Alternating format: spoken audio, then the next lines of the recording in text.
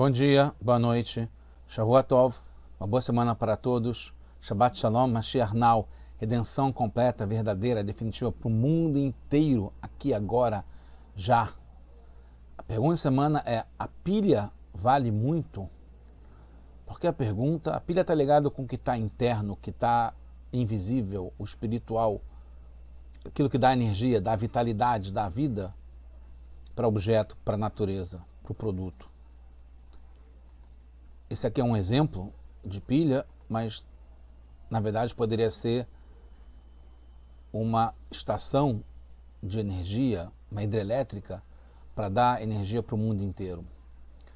A resposta é que sim, a pilha vale muito. A gente está no projeto Likutei Sichot, esse é o volume 20 de livros do Rebbe de Lubavitch com discursos racídicos. Essa é Parashat Vayetze, que Yaakov sai de Israel para ir para Haran, para se casar. Essa é a Sirá de número 3. Sim, a pilha é que dá a energia e a vitalidade para a natureza existir. Vamos ver a diferença entre o que está dando vitalidade para o mundo, que é a natureza existir. A gente está no Sefer Bereshit, do Bereshit, capítulo 30. Esse é o versículo 30, que Yaakov fala para Lavan que Me'at asher qal lecha lifnei vayifros lerov yavarech Hashem otcha, que o Yaakov fala para Lavan que vai varech Hashem otcha, que Hashem te deu uma brachá lilargli ve'ata ma ese gam anochi leviti. Quando o Yaakov quer sair de Haran, né, de Lavan, ele pede para receber uma recompensa e explica que tudo que Lavan teve, que era o sogro, mas também o patrão, foi graças à bênção, veio graças a Yaakov. Então, o Rebbe traz, vai se basear, é muito interessante, muito rica, muito profunda, life-changing, muda a vida, essa sirá, é muito longa, tem várias discussões mostrando sempre o mesmo ponto. Eu vou tentar ser breve, no medida do possível, explicando o ponto fundamental. O Rebbe traz, principalmente do Zohar, baseado sobre a bênção que Lavan, que está ligado com todos os povos, a bênção que Lavan, como todos os povos, recebeu, foi em mérito de Yaakov. E no Zohar tem uma discussão de duas opiniões sobre qual foi a quantidade dessa bênção que Lavan recebeu. Então, é o Zohar baseado na Parashat Vayetze, no versículo Lamed 30, como a gente falou, e que fala que, uma primeira opinião, fala que o Yaakov recebeu na medida de 100, Lavan recebeu por causa de Yaakov na medida de 100 a bênção, e o Rabi Abba fala que foi na medida de 1000. Então, com relação à bênção que o rebanho do Lavan teve, foi por mérito de Yaakov, todo mundo concorda com isso, que era o pastor do rebanho. Nos outros tem duas opiniões sobre a quantidade que cresceu o rebanho do Lavan. Então, na primeira opinião, são 100 ovelhas todo mês, 100 carneiros e 100 cabras, além das ovelhas que eram 100 também. Na segunda opinião, que é do Rabi Abba, fala que foram 1000 ovelhas, 1000 carneiros e 1000 cabras que Yaakov trouxe adicionalmente todo mês para Lavan. E o Rabi Abba traz como prova as palavras do Yaakov, que é a que eu falei no começo dessa apresentação, que a bênção vem de cima e não é menor que 1000. Então, quando Yaakov fala que Lavan foi abençoado por causa do Yaakov, essa bênção vem de cima e está explicado aqui no Zohar que quando vem de cima a bênção não é menor que 1000. É claro que também na primeira opinião foi brachá de Hashem, também veio de cima, mas é baseado no verso trazido, no qual o próprio Lavan admite. Isso no versículo 27 anterior. Lavan im namassat chen be'enecha, se eu te agradei, se eu encontrei graça aos seus olhos, nihashti, eu fiz feitiçaria e percebi, vai varacheni Hashem biglalecha, que Hashem me deu a brachá por sua causa. Então Lavan reconhece que foi mérito do Yaakov. Na primeira opinião, também não quer dizer que a bênção de cima pode ser menor que 1000. Como a gente viu na segunda opinião, que quando a bênção vem de cima, ela não é menor que 1000. Na primeira opinião, mesmo que tenha sido 100, também entende que vindo de cima é sempre 1000, mas porque ela pode se manifestar, essa bênção que vem de cima, de dois modos. A, se vê de modo revelado que veio de cima, e a quantidade então é 1000. B, a brachá, a bênção, desce de um modo que embaixo não se percebe reveladamente que veio de cima, e na quantidade de 1000. Então a descida é no número 100. Então na verdade seria a mesma coisa, vem de cima, mas que na primeira ela para no nível de 100 e na segunda ela vai até o nível de 1000, porque é de uma forma revelada que veio de cima. Mas tem algumas perguntas. Primeiro, por que se veio de cima é só 100? Segundo, além disso, já que Rabi Abba traz como prova da sua opinião o verso 30, no qual Yaakov fala da bênção ao rebanho do Lavan por sua causa, e não se contenta o Rabi Abba com o verso 27, que Lavan fala da bênção, e veio antes, o versículo 27 vem antes do versículo 30, que é o Lavan que fala da bênção. Entende que justamente nesse verso 30 consta sobre a bênção vindo de cima no número 1000. Por que isso? A gente vai entender isso tudo daqui a pouco. Terceiro, por que a diferença de como é explicado no primeiro, Lavan recebeu a bênção, no segundo, Yaakov que deu a bênção? Por que é desse modo? Ainda mais que se Rabi Abba, que é a segunda opinião, queria enfatizar que Yaakov deu a bênção, então era mais pertinente trazer o verso 27, onde Lavan reconhece que a bênção veio por causa de Yaakov, Biglalecha, que veio por causa do Yaakov. Então, para entender isso, a gente tem que entender a essência da bênção. Ela vem da raiz da fonte de quem é abençoado e precisa somente trazê-la para baixo.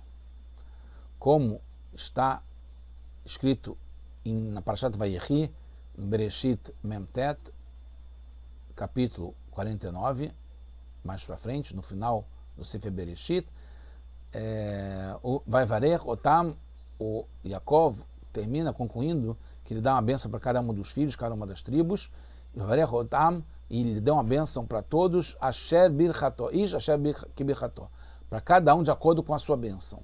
Então tem a bênção de acordo com o que cada um merece, ou da sua fonte e sua raiz. Então, de acordo com a primeira opinião, a bênção veio de acordo com o potencial do Lavan, só que desceu pelo mérito de Yaakov, que é uma causa colateral. Por isso foi 100, porque está ligado com a matriz, a fonte, a raiz da bênção ligada a Lavan, que é ele que estava sendo abençoado. Rabi Abba, que é a segunda opinião, explica que foi de acordo com o potencial de Yaakov. Por isso foi no nível 1000, porque foi de acordo com a raiz e a fonte do Yaakov, que é ele que estava dando a bênção. Por isso também entendemos a diferença dos estilos. Na primeira opinião, foi Lavan que recebeu a bênção, e o verso justamente é a fala de Lavan, só que veio com a ajuda de Yaakov. No segundo, foi Yaakov quem deu a bênção. E o verso mencionado foi falado por Yaakov. Por isso que é no nível 1000 também, enquanto que o primeiro é o nível 100. Para entender melhor, é bom entender por que a bênção material do Lavan foi por mérito do Yaakov. Assim como acontece com o lugar onde estão os Sadikim. Onde estão os Sadikim, aquele lugar recebe uma bênção especial. Então isso está ligado no primeiro verso da Torá, como começa a própria Torá. No Bereshit Aleph, que fala Bereshit bara Elokim et Hashem, que no começo Hashem criou. Então, Bereshit Bará, o Rashi explica na sua segunda explicação sobre as palavras Bereshit Bará, o Rashi fala, Bishvila Torá, o Bereshit foi para dois Reishit. Beit é dois Reishit. Fala que a Torá é chamada de Reishit e Israel é chamado de Reishit, que são os primeiros, as primícias. Então, o mundo foi criado para a Torá e para o povo de Israel e Israel. Como esse é o objetivo da criação do mundo, é importante entender isso, e é o começo da Torá, da Bíblia. É claro que quando os assuntos do mundo nos ajudam, tanto a Torá quanto a Israel, para que a gente faça a nossa missão, que é servir a Hashem, nós viemos para o mundo somente para Leshamesh et Koni, para servir a quem nos adquiriu, a quem é o dono, o nosso dono. Para que a gente faça essa missão, quando os outros nos ajudam, eles alcançam a sua plenitude. Então, as duas opiniões refletem esses dois motivos da criação do mundo, a Torá e Israel, como a gente vai ver. Tem uma discussão, agora indo para um outro assunto, que está ligado a isso também, para incorporar também o nosso entendimento. Tem uma discussão entre os sábios da Mishnah, os Tanaim, né, se os objetos que possibilitam a mitzvah, chamado de Machirei Mitzvah, não é o próprio, por exemplo, Brit Milá. A mitzvah é fazer o Brit Milá, mas a faca que o moelo vai usar para cortar, ela possibilita, é uma preparação para poder ter a mitzvah do Brit Milá. Então, todos esses objetos que são uma preparação, os que possibilitam fazer a mitzvah, passam por cima ou não das leis do Shabat. Se, por exemplo, é possível, permitido carregar uma faca para fazer o Brit Milá no Shabat, porque eles são preparação para fazer a mitzvah do Brit Milá. O Brit Milá, por si só, seria proibido cortar, tirar sangue, etc., ferir no Shabat, mas por ser uma mitzvah, passa por cima do Shabat. Agora, o que possibilita fazer o Brit Milá, a mitzvah, também passam por cima, entra na categoria da mitzvah para poder empurrar, como se diz, dorrer, e passar por cima do Shabat. Duas opiniões, Rabi Eliezer diz que sim, mas a halakha é com os outros que dizem que não passa por cima, que o que serve para preparar, para possibilitar uma mitzvah, não pode passar por cima das leis do Shabat, porque não são a mesma coisa. A base da discussão é se a preparação e os objetos que possibilitam uma mitzvah são considerados ou não uma ação por si só. O Rabi Eliezer considera que, como é impossível fazer a ação, a mitzvah, sem eles, então ganha a mesma importância da mitzvah. E aí passa por cima, assim como a mitzvah também passa por cima. Mas, em alguns casos especiais, eles ganham essa importância como a própria mitzvah. A gente vai ficar entrando num outro assunto.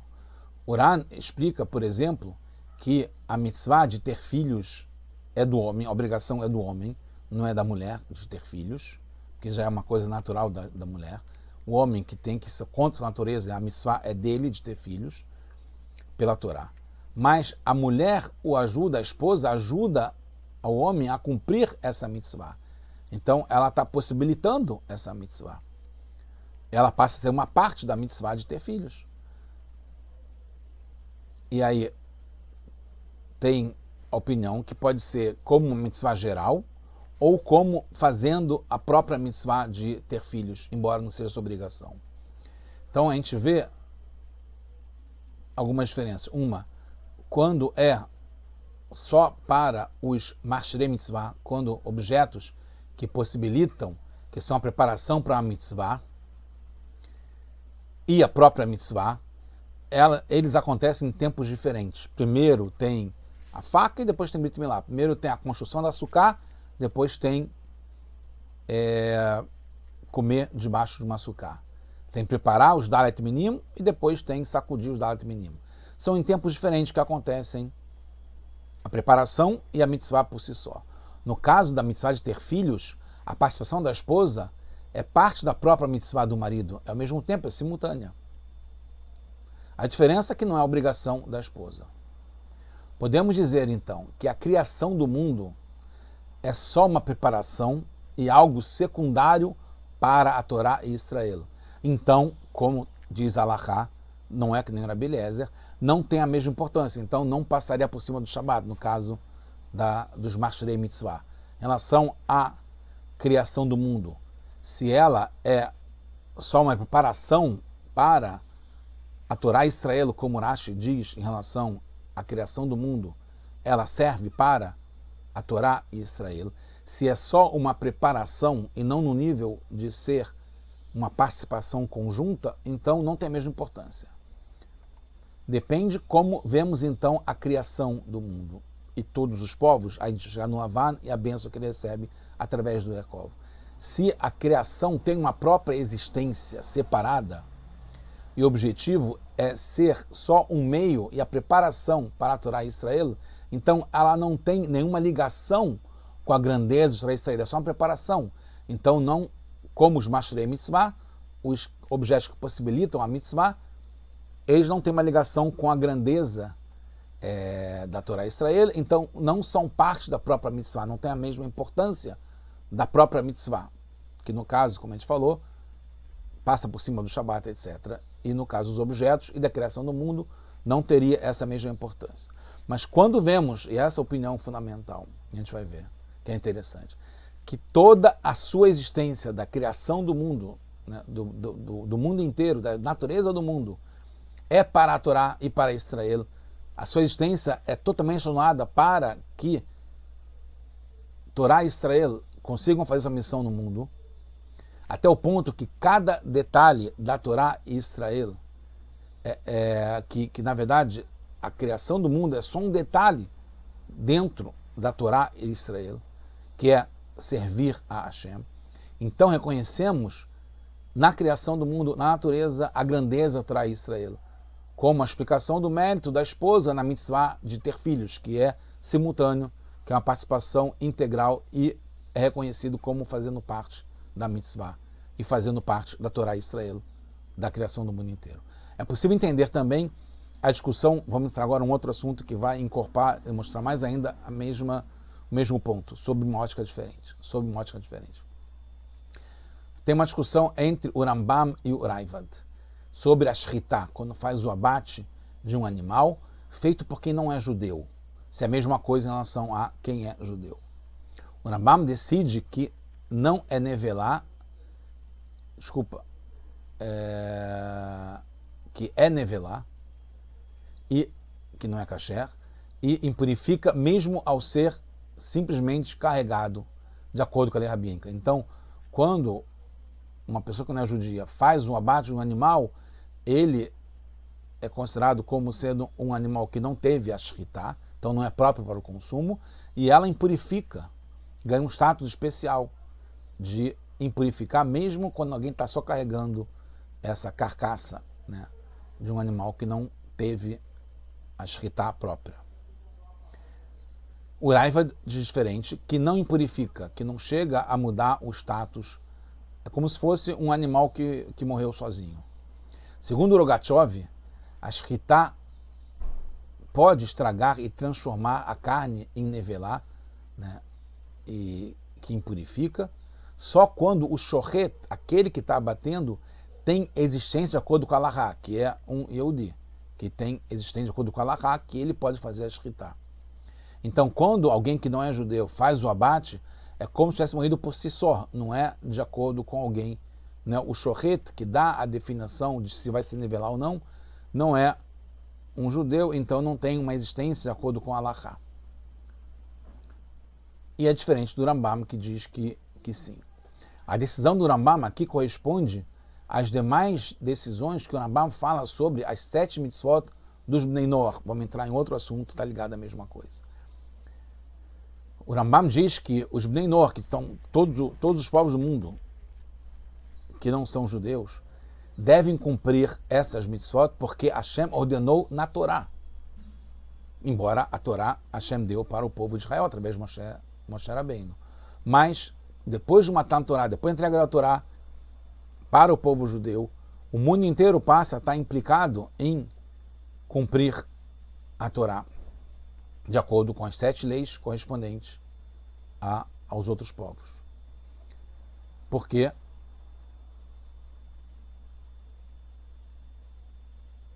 as leis dos Bnei Noach, as 7 leis, não são um objetivo próprio isolado. Elas existem para ajudar a Torá, Israel e o mundo, para que chegue num estágio de estabelecido, de ele estar de acordo com uma moradia própria para Deus, que ele esteja apropriado e correto para o nosso serviço espiritual. Então, os outros povos, quando fazem as 7 mitzvot, eles possibilitam que o mundo esteja apropriado para que se torne uma moradia para Deus, que é feito através da Torá e do povo de Israel. E os outros povos não devem cumprir essas mitzvot porque são lógicas racionais. Também são lógicas racionais. Mas, nesse caso, não seriam, segundo Rambam, considerados como entre os justos das nações e como os sábios. Mesmo que eles estão usando a sua lógica, a sua razão, a sabedoria para chegar na ação. Mas não é considerado porque a Torá deve entrar até na sabedoria dos povos para que eles façam de acordo com a Torá e não pela constatação de que isso é o certo. Pois então não tem a validade que é a Torá, que é a pilha, que é a bateria, que é a energia que dá a vitalidade para o mundo existir. Chegando no final, o número 100 é muito grande, é considerado um número muito grande, que é 10 vezes 10. É o máximo da bênção, pelo lado da natureza, pelo lado do Lavan, pelo lado da criação do mundo. Como diz em Pirkei Avot, no final do capítulo 5, Ben Meah, quando a pessoa tem 100 anos, ela como se ela tivesse morrido e já passou do mundo, porque está ligado com a natureza. Também tem, como fala, que aquele que estuda 100 vezes é um número muito grande, etc. Por outro lado, o número 1000, que é Aleph, né? Está ligado com Aleph, é a plenitude acima da natureza. Tanto é que é a mesma letra de Pele, que a gente está agora, né, no acróstico de Pei, Pei, Pei, é Pelaot, é Pele, é maravilha. E muitas vezes refere-se a um número muito grande, que está ligado com Chokhmah. Então, aqui o Rebbe traz, numa das referências, eu fui botar mais ainda, mas é muito interessante, do pai do Rebbe, Levisser, que ele fala que Binah está ligado com 100 e está ligado com o entendimento, e ligado com, de Binah tem o Ser Shashilut, a natureza ela é constituída a partir do número 100, a partir de Binah, do entendimento, né, do mundo de Atzilut para Biá, etc. E Chokhmah está ligado com a letra Yud, que é o recipiente para chegar em cima, para Hashem infinito, Or Ein Sof. Então, Chokhmah está ligado com, da letra Yud, o nome de Hashem, para cima, e Binah, que é a letra Rei, está ligado com de Hashem para baixo, para criar o mundo da natureza. Então, essa é a diferença das opiniões do Zohar. Em vários lugares é trazido que os povos, por si só, estão ligados com o comportamento da natureza, está ligado com o número 100, que vai da letra Rei, do nome de Hashem, para baixo. Os judeus, por si só, que é Yehudi, está ligado com a letra Yud, por si só, estão acima do mundo. Estão ligados com Chokhmah, que vai para cima do mundo, e Hashem, então, se comporta com eles com um comportamento milagroso, que é milagre versus natureza. Milagre é 1000, que é Pele, é maravilha, e natureza é 100, que é essa ordem de sequência para a criação do mundo. Na primeira opinião do Zohar, os povos não estão ligados com a grandeza de Israel. Mesmo fazendo sua parte, só chegam nos limites da natureza, que é ligado ao número 100. Na segunda opinião do Rabi Abba, toda a existência dos povos é para a Torá e Israel, como está no primeiro Rashi. E, portanto, tem ligação com a grandeza de Israel e chegam no nível 1000. Chegando no final, Hashem criou o mundo de modo que, no exílio, a situação é importante para todos nós, hoje em dia principalmente, cada vez mais. O mundo foi criado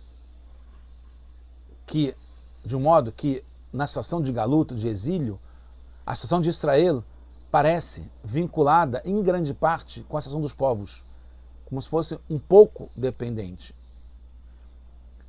E sua relação, como os povos lidam com Israel, com sua independência da decisão de países, de armamentos, de cessar fogo, etc. Que, como está no profeta Irmial, na paz deles teremos a nossa paz. Mas devemos lembrar sempre, quando eles nos ajudam, quando os outros povos ajudam, quando as nações nos ajudam, então eles passam a ter o máximo da sua existência, que está ligado com o motivo que o mundo foi criado, que foi para a gente. E aí eles são abençoados, como aconteceu com Lavan. Muito interessante que tem do Admor Emtsai, que está ligado com essa época, do Yud Kislev, com o 9 de Kislev, que está ligado com o nascimento, falecimento e a Geulah do Rebbe Emtsai, do segundo Rebbe de Chabad. Ele tem no livro Torat Chaim, ele fala, na Brasha Beler Lechá, que fala sobre quando a Sará foi levada para Paró, que fala que Hinei Adua, é sabido que todo povo e reinado aonde Israel vai na Galut, eles se elevam e chegam no máximo deles. Eles crescem através disso, porque Israel, o povo judeu, está embaixo deles, justamente.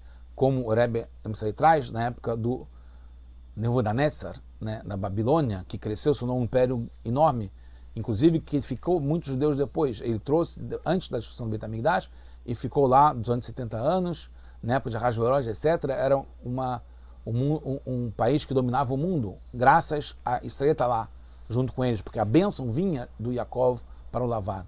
Assim como o Rebbe traz, na Rússia foi assim, onde estava uma parte do povo judeu, e recentemente que está nos Estados Unidos, a ponto de se tornou um país mais forte do mundo, que coloca medo no mundo inteiro, que voltou agora com o resultado das novas eleições, e até mesmo na Rússia, né?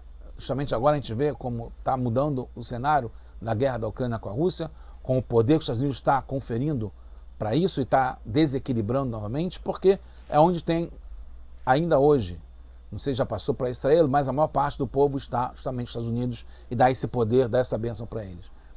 Então, mesmo Lavan, a gente vê e vai chegar nesse ponto que admite que as bênçãos vêm do Yaakov, vêm do povo de Israel, como a gente chama do Bnei Israel, filhos de Israel, que é o nome de Yaakov, até que chegue na Geulah, que Hashem vai mudar o mundo inteiro para que conheça Hashem e nos ajude e faça com que a gente consiga cumprir cada vez mais nossa missão, Mashiach Now.